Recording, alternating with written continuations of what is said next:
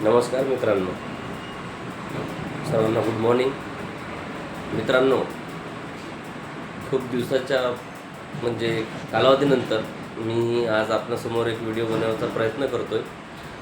सर्वप्रथम मी आपणा सर्वांची माफी व्यक्त करतो की मी जे काही मुख्यमंत्री युवा प्रशिक्षणाच्याबद्दल पुढील दिशा काय असतील, आंदोलन काय असेल याबद्दल मी गेल्या 8-15 दिवसात आपणासमोर व्यक्त होऊ शकलो नाही, त्याबद्दल क्षमा असावी.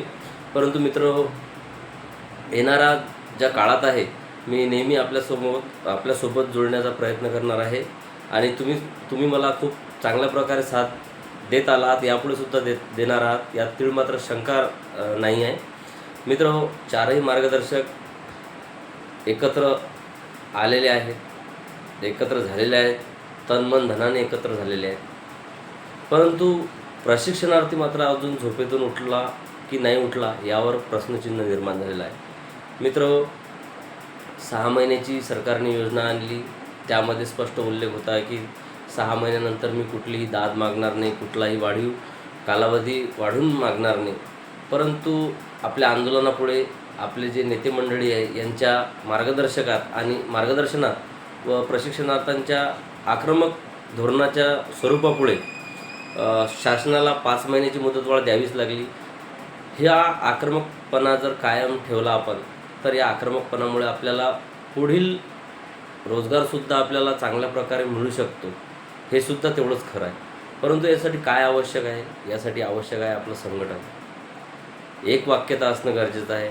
मित्र, तुम्ही या व्हिडिओच्या माध्यमातून घरी बसल्या मुख्यमंत्री युवा प्रशिक्षण योजनेची जी काही अपडेट आहे ही ऐकत असता. विविध चॅनलच्या माध्यमातून, जसे गुरुजन चॅनलवाले महेश देवळे सर असतील, संतोष लहाने सर असतील, निलेश वसावे सर असतील, तिमासे सर असतील, अशा बरेच, मी प्रत्येकाचं नाव घेऊ शकणार नाही, म्हणजे बरेचसे आपले प्रशिक्षणार्थी आहेत की त्यांचे विविध चॅनल आहेत. त्या चॅनलच्या माध्यमातून तुम्हाला जी वेळोवेळी अपडेट मिळते, त्या अपडेटवर तुम्ही घरी बसल्या बसल्या सर्व काही म्हणजे जी कारवाई आहे ते करता. कोणी आधार व्हेरिफिकेशन कसं करायचं ते एखाद्या चॅनलवाल्याला विचारते, कोणी म्हणते जॉईनिंग लेटरचा नमुना दाखवा, कोणी म्हणते प्रतिज्ञापत्राचा नमुना दाखवा. हे सर्व तुम्हाला यूट्यूबच्या माध्यमातून मिळते. परंतु मी माझ्या यूट्यूब चॅनलच्या माध्यमातून आपल्याला एक हात जोडून विनंती करतो की 17 तारीख माननीय तुकाराम बाबा महाराज यांचा जो स्थानिक जिल्हा आहे सांगली, या सांगली इथं त्यांनी एका कार्यक्रमाचं आयोजन करण्याचं ठरवलं आहे. जर आपली साथ त्यांना लाभली तर या आपल्या साथीतून जो आपला भविष्यातील पोटापाण्याचा प्रश्न आहे यावर काहीतरी तोडगा निघण्याचा प्रयत्न या कार्यक्रमाच्या माध्यमातून होणार आहे. सर्व मार्गदर्शक मंडळी जसे की बालाजी चाकूरकर साहेब, हरिभाऊ राठोड साहेब, अनुप चव्हाण साहेब आणि तुकाराम बाबा महाराज, हे सर्व मार्गदर्शक या कार्यक्रमाला हजर असणारच आहेत, याच्यात म्हणजे काही दुमत नाही आहे. परंतु प्रशिक्षणार्थी कुठं झोपलेला आहे? प्रशिक्षणार्थी जागा कधी होईल? प्रशिक्षणार्थ्यांनी जे मुंबईला गेले, आझाद मैदानावरती आंदोलनासाठी हजर होते, जे तुकाराम बाबाच्या पुणे ते मुंबई पैदलवारीमध्ये होते, मग काय तेच लोक का समोर व्हायतील का? आपली काही गरज नाही आहे का? त्या लोकांच्या माध्यमावर लढाई जिंकता येणार नाही मित्रांनो. ही लढाई जिंकण्यासाठी सर्व सैन्य बाहेर पडणार, तेव्हाच समोरच्यांना वाटेल की कुठंतरी सैन्यात ताकद आहे. नाही तर सैन्य हे पळकुटं सैन्य वाटणार की यांना 5 महिने दिले काय, नाही दिले काय, याच्यानंतर कोणी आपल्याला विचारणार नाही. म्हणून 24 तारखेचा जो येणारा जो 17 तारखेला नियोजित मेळावा आहे, अजून तारीख डिक्लेअर झालेली नाही आहे, याच्याकडे लक्ष असू द्या.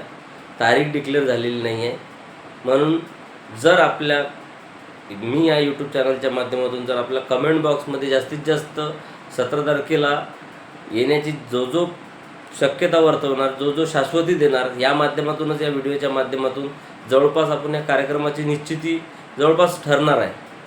मी ऑथराईज नाही आहे, परंतु मी या यूट्यूब चॅनलच्या माध्यमातून, मी एक प्रशिक्षणार्थ्यांच्या माध्यमातून मी तुम्हाला विनंती करतो की कमेंट बॉक्समध्ये आपली तयारी दर्शवा, की जेणेकरून तो कार्यक्रम ठेवायला परवडणार. नाही तर काय, 1,34,000 पूर्ण राज्यात प्रशिक्षणार्थी आहेत आणि तिथं 34 प्रशिक्षणार्थी, सरकारलासुद्धा तिथं एक मिसमेसेज जाणार की काही कोणाला गरज नाही आहे, ही योजना बंद पडली तरी चालेल.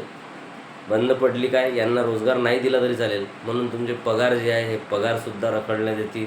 कोणी आपली संघटना ताकदवान नाही आहे, संघर्ष आहे, पण तू मोजक्याच लोकांमध्ये संघर्ष जिवंत आहे, संघर्ष करण्याची ताकद जिवंत आहे. म्हणून बाकीचे जे संघर्ष योद्धे आहेत यांना विनंती करतो की संघर्षामध्ये या सामील व्हा. आणि जे आपल्या पोटापाण्याचा प्रश्न असेल, ठीक आहे, ज्यांना गरज नसेल त्यांनी आजच राजीनामा द्या, आस्थापना सोडून द्या, जेणेकरून तिथं नवीन लागतील. पण लागलेल्या आहे तर तुम्ही आंदोलनासाठी या ना. पुढचा 5 महिन्याचा कालावधी काय आहे, कधी जाईल? गेले जवळपास 2 महिने होत आले.